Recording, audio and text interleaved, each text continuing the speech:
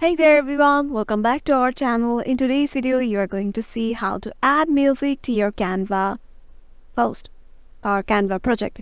So let's get right into it. Head over to your browser, and once you have opened up your Canva project, just head over to the design and then to element section, and here goes the audios from which you can just add any one of them and search for the specific audio you want.